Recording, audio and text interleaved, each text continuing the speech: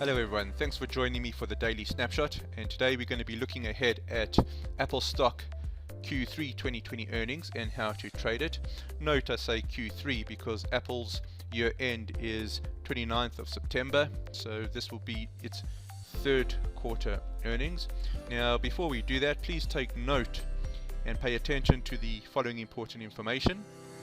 Please know that CFDs are high risk products and you should be completely aware of the risks that they pose. Also, please realize that this is general market commentary only and does not constitute investment advice. And lastly, our sources of information. Okay, thank you very much. Now let's get into it. So let's take a look at some of Apple's fundamentals. It's due to release after market close on Thursday, looking around about midnight. The earnings per share forecast for Q3 is $2.04. Now this graphic that we've included is a derived weighted basic earnings per share over the last 5 years.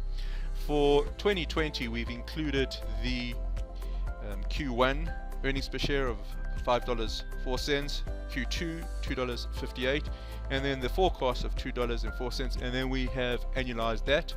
We've applied a weighting giving the most sensitivity to 2020's earnings per share. Now in particular, the market's going to be watching Apple's services segment. It's a massive contributor to Apple's revenue and is definitely the most lucrative in terms of its gross margin metric. Okay, it's an extremely profitable segment when it comes to gross margin, and lockdown may have fueled significant growth in the services segment. Let's go ahead and take a look at the chart, and here's the technical chart. Market hasn't opened just yet, and we've got something very interesting that's taking place on a technical basis. Now what I'm going to do is I'm going to just bring in an arrow. Let's bring in the arrow, and I want you to focus on the candle. This is the blue candle's yesterday's candle. This dragonfly doji, well, that would be Friday's candle. And what you can see here is there is a big buying tail, and then yesterday we had the market close above the dragonfly doji's high. Okay, so this is what we call a bullish reference candle, and reference candles are absolutely necessary if there's going to be a turning point. They don't always lead into turning points, but if this is going to be a turning point, there is a basis for it.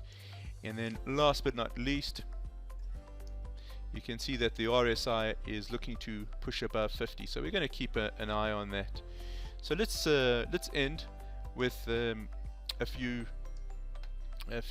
recaps here. The key takeaways: earnings per share is heading in the right direction. Look for the services segment to deliver. Apple is an innovative company. We all know that. Apple glasses rumored for release, and it's a cash cow, right? It's got mass amount of cash in its account. That promotes innovation. It's dividend paying, and we can see that there's a potential higher trough that may be charting on a technical basis. Thank you very much for joining me today. I hope that you found this useful, and looking forward to speaking with you in the near future.